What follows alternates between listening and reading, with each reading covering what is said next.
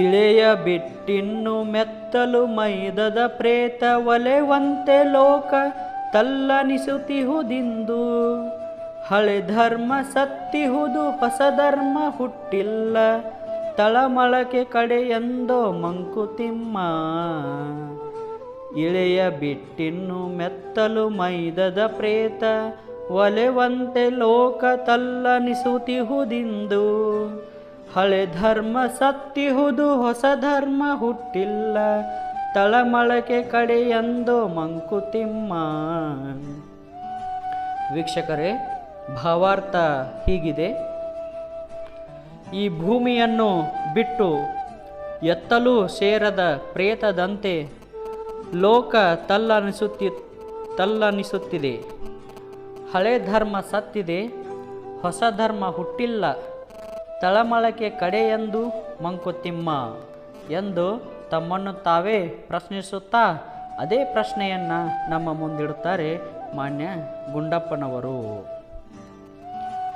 ವೀಕ್ಷಕರೇ, ಭಾರತ ದೇಶವು ಅನ್ಯ ದೇಶದವರ ಆಕ್ರಮಣಕ್ಕೆ ಬಲಿಯಾಗಿ ಹಾಗೆ ಬಂದ ಆಕ್ರಮಣಕಾರರು ಈ ದೇಶದಲ್ಲೇ ನೆಲೆಯೂರಿ ನಿಂತಾಗ ಅವರ ನಂಬಿಕೆಗಳು, ವಿಶ್ವಾಸಗಳು, ಆಚಾರ ವಿಚಾರಗಳು, ಉಡುಗೆ ತೊಡುಗೆಗಳ ಶೈಲಿ ಹೀಗೆ ಎಲ್ಲವೂ ನಮ್ಮ ದೇಶದ ಸಂಸ್ಕೃತಿಯ ಮೇಲೆ ತನ್ನ ಪರಿಣಾಮವನ್ನು ಬೀರುತ್ತಾ ಕಾಲಕ್ರಮದಲ್ಲಿ ಇಲ್ಲಿನ ಸಂಸ್ಕೃತಿಯಲ್ಲಿ ಹಾಸುಹೊಕ್ಕಾಗಿ ನೆಲೆ ನಿಂತಿತು.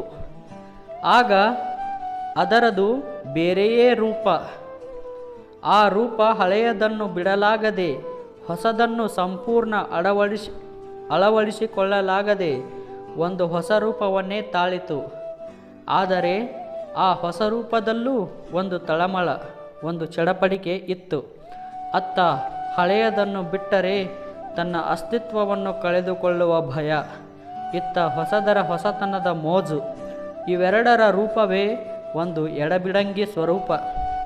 ಇಂದು ನಾವು ಇರುವುದೇ ಅಂತಹ ಸ್ಥಿತಿಯಲ್ಲಿ.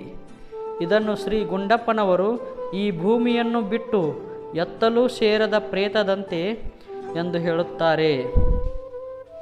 ಇದು ಒಂದು ಉಪಮೆ ಅಷ್ಟೇ. ಸನಾತನದಲ್ಲಿ ಅಂತಹ ನಂಬಿಕೆ ಉಂಟು, ಅನ್ಯರಲ್ಲೂ ಬೇರೆ ಬೇರೆ ರೂಪದಲ್ಲಿ ಆ ನಂಬಿಕೆ ಉಂಟು. ಆದರೆ ತಮ್ಮನ್ನು ತಾವು ಪ್ರಗತಿಪರರು ಅಥವಾ ಬುದ್ಧಿಜೀವಿಗಳು ಎಂದು ಅಂದುಕೊಂಡಿರುವ ಕೆಲವರು ಇದರ ಸೂಕ್ತತೆಯನ್ನು ಮತ್ತು ಪ್ರಸ್ತುತತೆಯನ್ನು ಪ್ರಶ್ನಿಸುತ್ತಾರೆ. ಹಾಗೆ ಪ್ರಶ್ನೆ ಮಾಡುವ, ಅಲ್ಲಗಳೆಯುವ ಮತ್ತು ಟೀಕಿಸುವ ಹಕ್ಕು ಅವರಿಗೆ ಉಂಟು. ಹಾಗೆ ಹಳೆಯದನ್ನು ಬಿಟ್ಟು ಬಿಡದ ಹಾಗೆ ಹೊಸದನ್ನು ಹಿಡಿಯದಂಗೆ ಇಂದಿನ ಸಮಾಜದಲ್ಲಿ ಎಲ್ಲರೂ ಇದ್ದಾರೆ. ಅದಕ್ಕೆ ಹಲವಾರು ಕಾರಣಗಳು. ವಿದ್ಯಾಭ್ಯಾಸದ ಕ್ರಮ ಬದಲಾವಣೆ, ಹೊಸ ಹೊಸ ಸಾಧನಗಳು ಮತ್ತು ಮಾಹಿತಿ ತಂತ್ರಜ್ಞಾನದ ಸ್ಫೋಟ, ಜಾಗತೀಕರಣ, ಹೀಗೆ ಹಲವಾರು. ಹಿಂದೆ ಇದ್ದದ್ದು ಇಂದು ಇಲ್ಲ, ಇಂದು ಇರುವುದು ಮುಂದಿರುವುದಿಲ್ಲ. ಅಂತಹ ಸ್ಥಿತಿಯಲ್ಲಿ ಜನರು ಯಾವುದೇ ಒಂದು ನಿರ್ದಿಷ್ಟತೆಯಲ್ಲಿ ಇರದೆ ಒಂದು ಅತಂತ್ರದ ಸ್ಥಿತಿಯಲ್ಲಿದ್ದಾರೆ ಎಂದು ಮಾನ್ಯ ಗುಂಡಪ್ಪನವರು ಹೇಳುತ್ತಾರೆ. ಭಾಷೆ, ಜೀವನದ ಶೈಲಿ, ಉದ್ಯೋಗ, ಸಂಪಾದನೆ ಎಲ್ಲವೂ ಇಂದಿನ ಜನಾಂಗದ ಮೇಲೆ ಪರಿಣಾಮ ಬೀರಿದೆ. ಇಂದು ನಾವು ಹೊಸದಾಗಿ ಕಾಣುತ್ತಿರುವ ಹೊಸ ವಿದ್ಯಮಾನವೇನಲ್ಲ. ನಮ್ಮ ಭಾರತೀಯ ಇತಿಹಾಸದಲ್ಲೇ ಬೇರೆ ಬೇರೆ ಸಮಯಗಳಲ್ಲಿ ಇಂತಹ ಅತಂತ್ರ ಸ್ಥಿತಿಗಳನ್ನು ನೋಡಬಹುದು. ಅಂದಿನ ಭೌಗೋಳಿಕ, ರಾಜಕೀಯ, ಸಾಂಸ್ಕೃತಿಕ ಮತ್ತು ಆರ್ಥಿಕ ಸ್ಥಿತಿಗಳು ಅಂದಿಗೆ ಇಂದಿನ ಸ್ಥಿತಿಗೆ ಕಾರಣವಾಗುತ್ತದೆ. ಚಾಣಕ್ಯನಂತಹ ಮುತ್ಸದ್ದಿಗಳು ಬಂದಾಗ ಏನೋ ಒಂದು ರೀತಿಯ ಕಲರವ ಉಂಟಾಗಿ ಸ್ವಲ್ಪ ಬದಲಾವಣೆಗಳನ್ನು ಕಾಣಬಹುದು. ಆದರೆ ಸ್ವಾಭಾವಿಕವಾಗಿ ಮಾನ್ಯ DVG ಅವರು ಹೇಳಿದಂತೆ ಮತ್ತೆ ಅದೇ ಅತಂತ್ರ ಸ್ಥಿತಿಗೆ ಒಗ್ಗಿ ಹೋಗುತ್ತದೆ ಇಡೀ ಸಮಾಜ. ಆದರೆ ಇಂತಹ ಪ್ರತಿಪಾದನೆಗಳಿಗೆ ಕೆಲವು ವ್ಯಕ್ತಿಗಳು ಅಪವಾದವಾಗಿ ಭಿನ್ನವಾಗಿರಬಹುದು. ಶುದ್ಧ ಸತ್ವದಲ್ಲಿ ಯಾವುದು ಪುರಾತನವೋ ಯಾವುದು ಸನಾತನವೋ ಅದನ್ನು ಪಾಲಿಸುತ್ತಿರಬಹುದು. ಆದರೆ ಒಟ್ಟಾರೆ ಸಮಾಜವನ್ನು ನೋಡಿದಾಗ ಎಲ್ಲೋ ಏನೋ ಸರಿಯಿಲ್ಲ ಎನ್ನುವ ಭಾವನೆ ಬರುತ್ತದೆ. ಅದನ್ನೇ ಡಿ ವಿ ಜಿಯವರು ಲೋಕ ತಲ್ಲನಿಸುತ್ತಿಹುದೆಂದು ಎಂದರು. ಆದರೆ ನಾವು ನೋಡಬೇಕಾದದ್ದು ಏನೆಂದರೆ ಇದು ಸರಿಯೇ ಎಂದು. ಬದಲಾವಣೆಯೇ ಪ್ರಪಂಚದ ಮೂಲ ಗುಣವಾದ್ದರಿಂದ ಇದು ಸರಿ, ಅಸ್ತಿತ್ವವನ್ನು ಕಳೆದುಕೊಳ್ಳುವುದರಿಂದ ಇದು ಸರಿಯಿಲ್ಲ. ಹಾಗಾಗಿ ಏನು ಮಾಡಬೇಕು? ಡಿ ವಿ ಜಿಯವರೇ ಮುಂದೆ ಯಾವುದೋ ಕಗ್ಗದಲ್ಲಿ ಹೇಳುತ್ತಾರೆ, ಹೊಸ ಚಿಗುರು ಹಳೆ ಬೇರು ಕೂಡಿರಲು ಮರ ಸೊಬಗು, ಹೊಸ ಯುಕ್ತಿ ಹಳೆ ತತ್ವ ಎಂದು. ಅಂದರೆ ನೈಸರ್ಗಿಕವಾದ ಮತ್ತು ಸ್ವಾಭಾವಿಕವಾದ ಬದಲಾವಣೆ ಬೇಕು ಮತ್ತು ಆಗಬೇಕು. ಆದರೆ ಹೊಸತನ್ನು ಹಳೆಯ ಮತ್ತು ಕಾಲದಲ್ಲಿ ಪರೀಕ್ಷಿಸಿ ನಿರೂಪಿಸಲ್ಪಟ್ಟು ಸರ್ವಕಾಲಕ್ಕೂ ಅನ್ವಯವಾಗುವಂಥ ಸಿದ್ಧಾಂತಗಳ ಆಧಾರದ ಮೇಲೆ ಹೊಸತು ಪಲ್ಲವಿಸಬೇಕು.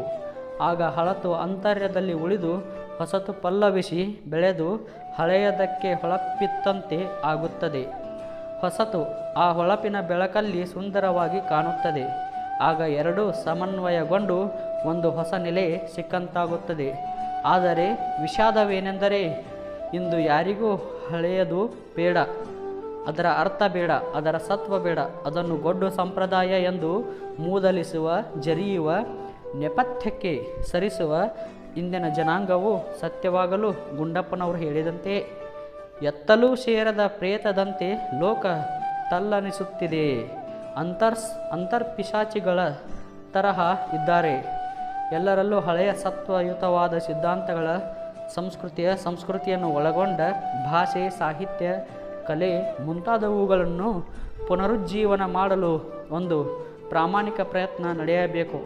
ಅಂತಹ ಪ್ರಯತ್ನ ಎಲ್ಲ ಆಯಾಮಗಳಿಂದಲೂ ಒಂದೇ ಸಲಕ್ಕೆ ಒಂದು ಸ್ಫೋಟದಂತೆ ಆದಾಗ ಒಂದು ಸಕಾರಾತ್ಮಕವಾದ ಬದಲಾವಣೆಯನ್ನು ನಾವು ನೋಡಬಹುದು. ನಮ್ಮ ಭಾರತೀಯತೆಯನ್ನು, ಸಂಸ್ಕೃತಿಯನ್ನು ಉಳಿಸಬೇಕಾದರೆ ಅಂತಹ ಪ್ರಯತ್ನ ಅಗತ್ಯ. ಬನ್ನಿ ಮಿತ್ರರೇ, ನಾವು ಅಂತಹ ಪ್ರಯತ್ನದಲ್ಲಿ ನಮ್ಮನ್ನು ನಾವೇ ತೊಡಗಿಸಿಕೊಳ್ಳೋಣ. ಅಂತಹ ವಿಚಾರ ಮಾಡುತ್ತಾ ಮುಂದಿನ ಕಗ್ಗಕ್ಕೆ ಹೋಗೋಣ.